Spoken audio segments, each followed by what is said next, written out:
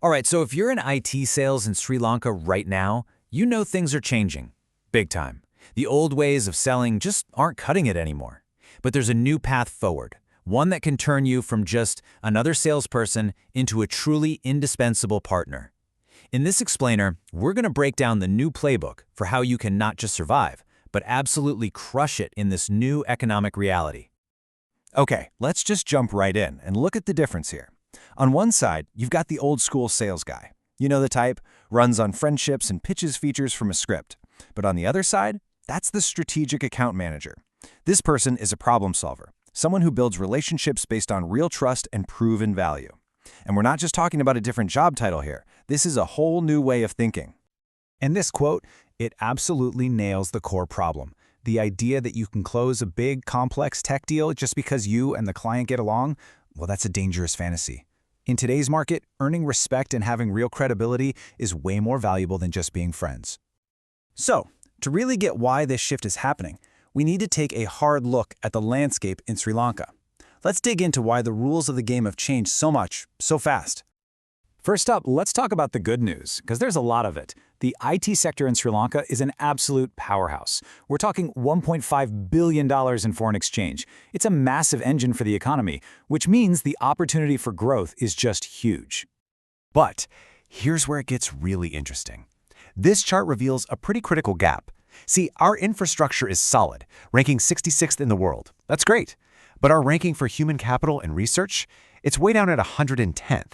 And that's not just some random number, it points to a real, systemic shortage of talent and specialized knowledge. And if that skills gap wasn't enough, we're also dealing with some serious economic headwinds. We've got new taxes popping up, a major brain drain with talented people leaving, and your client's own costs are going through the roof. It's creating a perfect storm of pressure, and it's forcing them to look at every single purchase with a magnifying glass, focusing on just one thing. And here it is. Your clients are feeling the squeeze, big time. Every single deal has to be justified with numbers, not just a good feeling.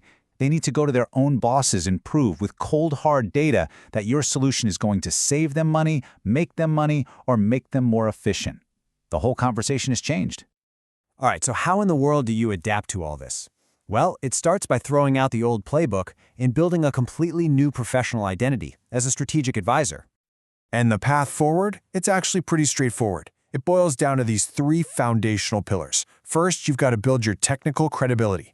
Then, you master how to actually show the value you bring. And finally, you have to commit to always be learning and growing. Let's start with Pillar 1, technical acumen. Think of this as your new currency. It's what you use to earn credibility. Now, this doesn't mean you need to be a coder. It means you have to know your solution so deeply that you can confidently walk into a room with tech experts and earn their trust. You see, this is what separates the pros from the amateurs. A true advisor knows their product inside and out, for sure, but they also believe in their company's mission. And, this is a big one, they understand their competition, maybe even better than the competition understands themselves. Okay, so you've got the knowledge. Now let's talk about how you use that knowledge. This is all about mastering value-based engagement, because that's the secret to winning today's big, complex deals. First up is consultative selling. The best way to think about this is like you're a doctor for your client's business. You wouldn't just walk in and start handing out pills, right? No, you ask questions, you listen carefully to their symptoms, their pain points, and you diagnose the real problem before you even think about offering a solution. Next, you have solution selling, which takes it a step further. So, if consultative selling is being the doctor, this is like being the specialist pharmacist. You're not just grabbing a standard product off the shelf, you're taking different parts of your product suite and creating a custom remedy that is tailored perfectly to that client's unique problem. And finally, this is where you bring it all home: value-based selling. This is where you completely stop talking about features and you start talking about results. You shift the entire conversation away from "here's what our product does" to "here's the value this creates for your business." And you back it all up with a clear, undeniable case for ROI. Okay, I know what you might be thinking. Man, this sounds like a lot of work. You have to learn more, think more, engage more deeply. It's a fair point. So you're probably asking the most important question of all. Does this whole strategic thing actually work? Well, the numbers don't lie, and they are absolutely staggering. Companies that invest in this kind of structured sales training see an average return on investment of 353%. That's not a small bump.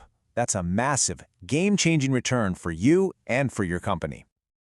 And this isn't just about the company's bottom line. It directly affects your success rate. Look at this. Deals that close in less than 45 days have a 68% win rate. But when a deal drags on past 90 days, which often happens when there's a lack of conviction, that win rate plummets to just 23%. Being strategic means you win more deals, and you win them faster. All right, let's bring this all home. This is your roadmap to mastery, a concrete, actionable plan you can start on today. You can think of this chart as a GPS for your career. It lays out a clear, step-by-step path for your professional growth. Whether you're just starting out or you're aiming for a leadership role, these certifications are a great way to build and validate your skills. But as you're building these skills, you have to watch out for these common traps. Seriously, these are deal killers. Stop pitching and start listening. Always know what your competition is up to. Never, ever let a follow-up fall through the cracks. And be straight with your clients from day one. Mastering these basics is what separates the pros from the amateurs.